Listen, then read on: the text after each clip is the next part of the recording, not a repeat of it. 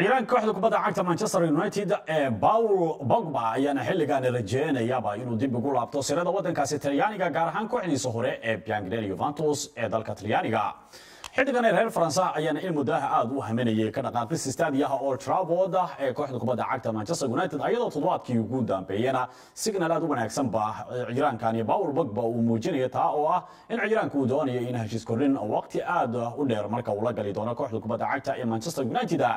isbedel ballaaran ayaa xilligan ku imaanaya wiilka kana u dhashay dalkaasi Faransiiska ee Paul Pogba asagoo marka rajadiisu ay tahay xiriirka wanaagsan Pogba la sameeyo tababaraha cusub ee kooxda kubadda cagta Bianconeri Juventus Andrea Pirlo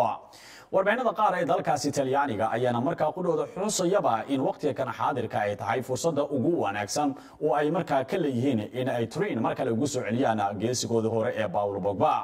shakhsiyan tababaraha kooxda kubadda cagta Manchester United macallin Ole Solskjaer ayaana markaa sheegaya in ay isbedel xooggan Manchester United ay damacsan tahay iyadoo dhawaan ay saxiixaad u wanaagsan bay Manchester ay sameysay sida xiddiga hore ee kooxda kubadda cagta Ajax ee Van de Beek waqtiga kan xaadirka Pogba ayaana markaa diyaar u ah inuu dib ugu laabto kooxda kubadda cagta waxaana uu ka rajadhigay damciisi balaarna ee ku aadanaba ciiraanka inuu u dhaqaaqo garoonka Santiago Bernabeu ee kooxda kubadda cagta Real Madrid marka ay ku ciyaarto لاعبka u dhashay dalkaasi Chile Arturo Vidal ayaana markaa ka hadlaya dareenkiisi ku aadana mustaqbalka kooxda kubadda cagta Barcelona asaguna laacibkaasi dhawaan heshiisa uu la gaaray kooxda Inter ee ka dhisan horyaalka dalkaasi Talyaaniga xiddigan Arturo Vidal wuxuu leeyahay laacib walba ee ka xamaasha kubadda cagta ee markaa ka tirsan kooxda kubadda cagta ee Barcelona wuxuu aad u haminayaa in taariikh muhiim ah uu ka gaaro kubadda cagta kooxdiisa Barcelona anigu aad ayaan u jeclaa inaan waqti la sii qaato kooxda kubadda cagta Barcelona balse waxa ay muuqanaysaa in xilligan isbedelada wado kooxda kubadda cagta Barcelona aysan isaamixi karin inaan kooxdaasi markaa la sii janqaado sanadaha soo socda ciiraankan ayaa 2 sanadood heshiisa dhawaan la gaaray kooxda Inter asagoo xiriir uu la sameeyay tababaraha kooxda kubadda cagta Inter Milano taasi oo ay kooxda Inter midka doonayso tan iyo sanadka 2022 kan ciiraankaasi ay markaa garoonka ay ku sii hayn doonaan waa hadii suurtagal marka ay u noqoto ciiraankan ayaana ugu dambeyntii markaa suuro gelin kara isbedelada xilligan uu wado ee tababaraha cusub ee kooxda kubadda cagta Barcelona ee Ronald Koeman rajo walba wiilka reer Chile ayaana horey u diiday dalabkii ku aadanaa kooxda kubadda cagta New York Red Bulls ee ka dhisan horyaalka MLS-ka ee dalkaasi Mareykanka waxaana uu muujinayaa xiddigan Arturo Vidal in muhiimadiisu ay tahay ku laabashada dalkaasi Talyaaniga maadaama sidoo kalena dalabka laacibkaasi ay aad u markaa u baaday goobaysa kooxdiisa hore ee Bianconeri Juventus waqtiga kan xaadirkana waxa la maleysan karaa ciiraankaasi inuu aad ugu faraxsan yahay xiriirka uu la sameeyo kooxda kubadda cagta ee Inter Milano maamulka sare kooxda kubadda cagta Panama ee ka dhisan horyaalka wadankaasi Ingiriiska ayaana markaa gabi ahaanba diiday adduunyadeed gaaraya 15 milyan oo lacagta ganiga ee laga soo gudbiyay ciiraankooda Wilson kooxdan Panama oo markaa u dhacday heerka labaad ee championshipka wadankaasi Ingiriiska ayaana markaa diiday dalabkii Aston Villa ay doonayso ciiraankaasi inay ku sii hayaan Premier League laacibkani ayaa sidoo kale toddobaadkii ugu dambeeyay Wilson oo dalab ka haysa kooxda kubadda cagta Tottenham Hotspur ee horyaalka wadankaasi Ingiriiska niyad ballaaran ayuu ka qaaday kadib markii kooxdiisa ay markaa ka dhacday heerka koowaad ee wadankaasi Ingiriiska Aston Villa ayaa 15 milyan oo lacagta ganiga markaa ka gudbisay dalabka ciiraankaasi laakiin kooxdaasi Panama guud ahaan waa ay diiday hadda waxa la maleysan doonaa in kooxda Aston Villa ay xoojin doonto dalabka ciiraankaasi iyadoo ay u arkayaan inay markaa ku adkaan karto kooxda Aston Villa hadii ay markaa kordhiso dalabkii 15 milyan oo dhawaan markaa kooxda kubadda cagta Aston Villa laga soo diiday xiddigan u dhashay wadankaasi Ingiriiska ayaa muhiimad gaar u arka inuu markaa sii joogo kooxaha heerka koowaad ee wadankaasi Ingiriiska iyadoo markaa ay muuqan karto Aston Villa hadii ay markaa laba jibarto lacagaha dhawaan ee laga soo diiday 15 milyan oo lacagta ganiga in ciiraankaasi ay markaa heli karaan sidoo kalena kooxda kubadda cagta ee Chelsea ayaa isku dayay doontaba inay markaa dhigeysan doonto dalab walba ee ku aadan wiilka reer Faransa N'Golo Kante dalabadii ugu faraha badnaa ee Kante waxa uu ka soo gaariyay qaar ka mid ah kooxaha ka dhisan horyaalka dalka Talyaaniga haddaba laacibkan N'Golo Kante ayaana markaa la sheegaya fursada ugu weyn inay tahay inuu markaa dooqan karo dalabadii ugu dambeeyay dhowrka kooxood ee ka soo gaarayay sida horyaalada Faransiiska Talyaaniga sidoo kale horyaalka wadankaasi Spain haddaba N'Golo Kante ayaan hadda waxa la xusayaa waqtiga kan xaadirka kooxda kubadda cagta Chelsea inay markaa ku biicin karto dunyadeed gaariya 60 milyan oo lacagta ganiga ayadoo ay fursad xoogan bay u aragto kooxda kubadda cagta Chelsea isbedelada ay ka damacsan tahay dhinaca suuqa dalheynteeda waxaana ay rajeynaysaa kooxda kubadda cagta Chelsea isbedel aad u wanaagsan inay ka sameyso sida xiddiga qadka dhexe kooxda West Ham United ee Declan Rice waana rajada ugu weyn maadaama ciiraankani hadda loo arkayo fursadda ugu weyn ee ciiraankani lacagaha laga heli karo ay saamixi karaan in marka dooqa ay kooxda Chelsea ay ka leedahay dhinaca suuqa ay marka ka heli karaan muddo fara badan ee kooxda kubadda cagta Chelsea Declan Rice marka ay baadigoobayso walow isku daygii ay sameeyso kooxda kubadda cagta Chelsea toddobaadkii ugu dambeeyay marka ay ku guuldareysatay hadda waxa muuqanaysa inay marka bixin karaan dulcageed gaariya 70 milyan oo marka lagu qiimaanaya xidiga ee ka tirsan kooxda kubadda cagta West Ham United ee Declan Rice waana rajada ugu weyn oo waqtiga kan xaadirka tobraha kooxda kubadda cagta Chelsea Frank Lampard oo muhiimad aad u wanaagsan ba uu ka arkayo haddii laacibkani dalabkiisa ay soo dedejiyaan kooxaha ee ka dhisan tartamada kala duwan ee qaaradda Yurooba sida Barcelona, Paris Saint-Germain, Real Madrid, Juventus, Inter Milan iyo AC Milan oo dhawaan marka dalabka ku soo biirtay ayaa dhamaantoodaba aad loola xiriirinaya ciiraankani reer France ee N'Golo Kante oo asna shakhsiyan ba laacibkani niyad xoogan marka laga dareemayo mustaqbalkiisa geegada Stamford Bridge wiilka uu dhalay kabtanka kooxda kubadda cagta Barcelona Lionel Messi Thiago Messi ayaana marka aad u ilmeeyay asagoona marka yiri anigu waxaan doonayaa in aabihiga uu ku sii sugnaado kooxda kubadda cagta Barcelona waxaana laacibkani dhigiisa aad u soo jiidanaysay hadalayntii ugu dambeysay ee ku saabsaneed mustaqbalka aabihiisa ee kooxda kubadda cagta Barcelona Thiago waa da'yar uu dhalay xidigaasi Lionel Messi inta badan wuxuu aad marka uu indhaha uga hayay shaashadaha caalamka ee aadka marka ugu faaloonaysa mustaqbalka aabihiisa waxaana uu yiri anigu aad ayaan u ilmeeyay markii aan maqlay in aabihiga go'aan uu ka gaaray inuu marka ka dhaqaaqo kooxda kubadda cagta Barcelona sumcad ballaaran ayuu marka aabihiga marka uu ku leeyahay hadalhaynta Thiago Messi asagoo marka la tilmaamayo in uu da'yarkani uu aad u muujinayo inuu la jecel yahay aabihiisa in mustaqbal ahaan uu ku sii sugnaado kooxda kubadda cagta Barcelona wuxuu leeyahay ma jirto Catalonia meel aan ku doorsan karno waana la jeclahay in aabihiga uu ku sii sugnaado kooxda kubadda cagta Barcelona wararkii ugu dambeeyay ee ku aadanaa Lionel Messi ayaana markaa la xusaya in ugu dambeyntii la isku fahmay in ciiraanka xilciyaareedka cusub ee 2020-2021 uu ku sii sugnaan doono Stadio Nou Camp ee kooxda kubadda cagta Barcelona taasi ugu dambeyntii la xusay in aabaha dhalay ciiraankaasi Jorge hore uu sheegay in muhiimadiisu ay tahay wiilkiisa in uu la doonayo ka dhaqaaqista horyaalka liiga waddanka Isbaanishka ugu dambeyntii ayaana markaa la isku fahmay in Leo uu ku sii sugnaan karo kooxda kubadda cagta ee Barcelona xilciyaareedka cusub kadib wixii ka dambeeyay xilciyaareedka cusub ayana markaa xidiga la fili karaa inuu isaga dhaqaaqo kooxdaasi haddaba Thiago oo ah laacibka ama da'yarka uu dhalay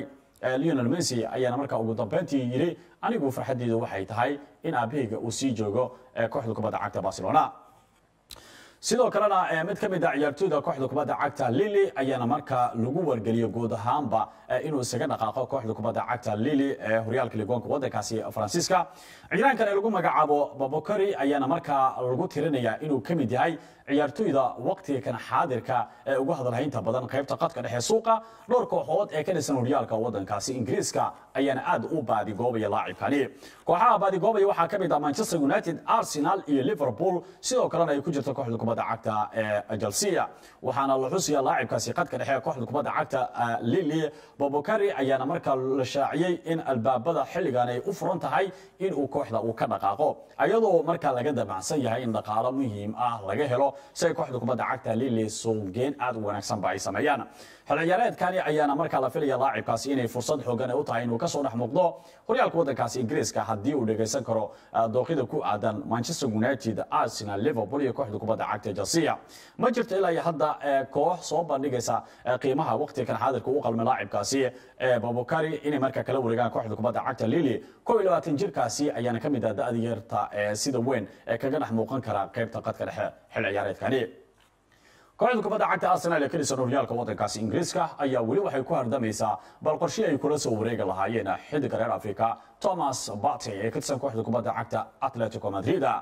laacibkani Thomas Partey ayaa waxa jecel aad u fara badan u qaadaya tobraha kooxda kubadda cagta Gunners-ka ee Mikel Arteta dhawaanayay markii kooxda kubadda cagta ee Arsenal soo bandhigtay laba ciyaaryahan sida Guendouzi iyo Alessandro Lacazette oo loo soo bandhigay kooxda Atletico Madrid si ay u soo fasaxaan xidigaasi Thomas Partey warbaahinada kala duwan ee dalkaas Isbaanishka ayaa ka warqaba in laacibkan reer Afrika ee Partey uu aad u xiisaanayo inuu ku soo biiro garoonka kooxda kubadda cagta Arsenal haddase waxay kooxda kubadda cagta Arsenal ku qasban tahay inay iska iibiso dhowr ciyaartooy si ay markaa u dhameystiraan heshiiska lacageed ee laacibkaasi Thomas Partey uu kaga soo dhaqaaqi karo magaalada Madrid ee waddankaas Isbaanishka kaliya kooxda kubadda cagta Atletico Madrid ayaa u baahnaan karta inay markaa hesho adduuncageed gaaraya 45 milyan oo lacagta ganiga si ay u fasaxaan laacibkani Thomas Partey haddaba labada ciyaaryahan ee Guendouzi iyo laacibka Alessandro Lacazette ayaana markaa laga kala iibin doona sida Paris Saint-Germain iyo kooxda kubadda cagta Bianconeri Juventus waana qorshihii ugu dambeeyay hadalhaynta ee kooxda kubadda cagta Gunners oo doonaysa riyadeeda in ay ka dhameeyaan Thomas Partey in xil ciyaareedkanba uu u soo degdego imaanshaha kooxda kubadda cagta ee Arsenal.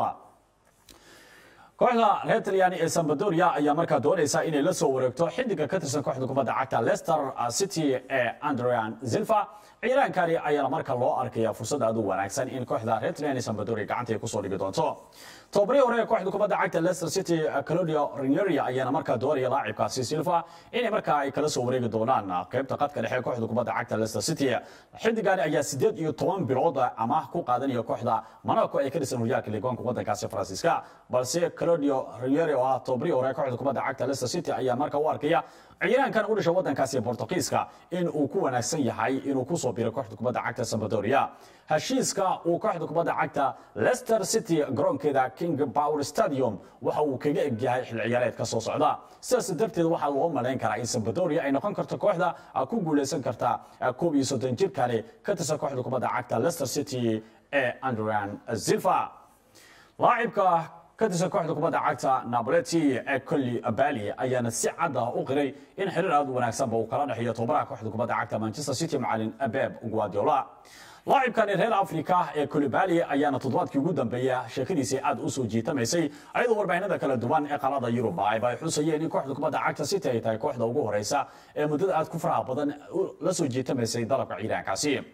isbedel xoogan ayaa wada kooxda kubadda cagta ee Manchester City ayadoo ay doonayaan inay qaybta dambe difaaci aad isaga adkeeyaan qorshe walba waxa la xusayaa in City ay awoodi karto isbedelada ay ka damacsan tahay inay markaa ku maalgeliso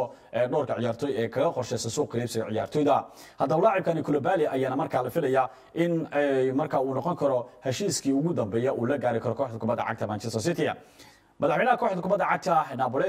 Aurelio De Laurentiis ayaana markaa si cad u sheegay in xilligan ay ka warsugi doonaan kooxda ugu dhow oo markaa la saadiyo kooxda kubadda cagta Manchester City Abdulcageed gaaraya 75 milyan oo lacagta euro ee dollar u dhiganta 89 milyan ayaana markaa la aqbali karaa waa meesha ugu dhow ee kooxda City ay ka damacsan tahay inay markaa sheekada wiilka reer Afrika ee Koulibaly ku soo gabagabayaan. hadda se Koulibaly shakhsiyan wuxuu yiri aniga xiriirka aan la leeyahay tababaraha kooxda kubadda cagta Manchester City macallin Pep Guardiola waa mid aad u wanaagsan waana kooxda kaliya aan danaynayo in waqti kala xadirka garoonkeeda aan cagilito. laacibkan ayaa sidoo kale waxa la xiriirinayo kooxda Manchester City ee magaalada Manchester ku xifaaltamaan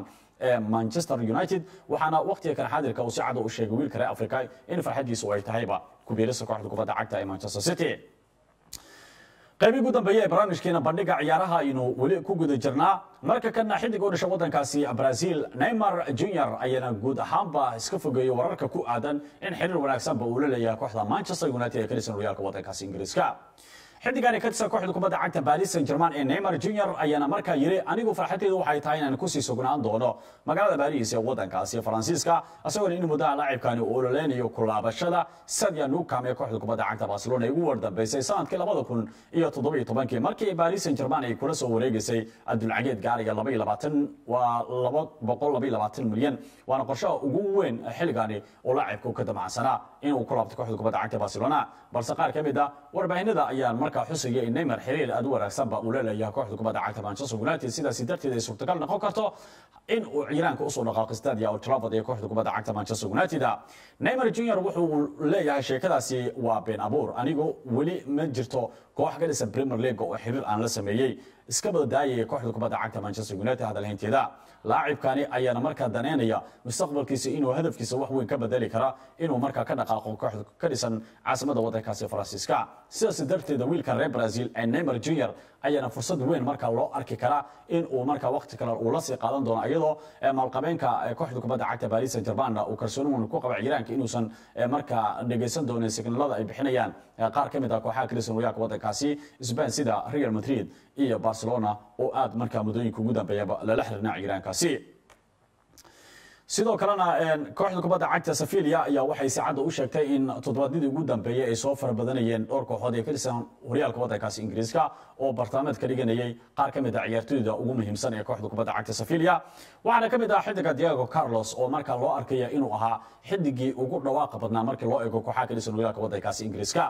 koox walba ayaana markaa rajeynaysay in garoonkeeda ay ku soo dhameyn karto ciiraankani ayadoo jecel aad u fara badan bay u qabeen kooxa aad u fara badan haddase waxaa la qariyaa in ciiraankaasi uu aad u dhageystay markii loo eego kooxaha ku xifaaltamaya kaloreynta horyaalka waddankaasi ingiriiska sida Liverpool, Manchester City, Manchester United iyo kooxda kubadda cagta Chelsea oo muddo aad u fara badan ayayna markaa raadinaysay haddase 27 jirkani ayaana markaa dooq aad u muhiimsan loo arkaya maadaama kooxda kubadda cagta Sevilla ay diyaar u tahay inay gacantooda ka bixiyaan maadaama dhawaan ay la soo saxiideen xidiga Ivan Rakitic ee ka tirsanaa kooxda kubadda cagta Barcelona laacibkan Diego Carlos ayana hadda waxa uu u muuqan karaa mid markaa dhageysan karo xiriirada ay la soo sameynayaan kooxaha ka dhisan horyaalka waddankaasi Ingiriiska balse Sevilla ugu dambeyn ayay markaa xusaysaa in ay aad ula yaabtay kooxaha ka dhisan Premier League oo si waaliyaha markaa u baadigoobaya laacibkaasi Diego Carlos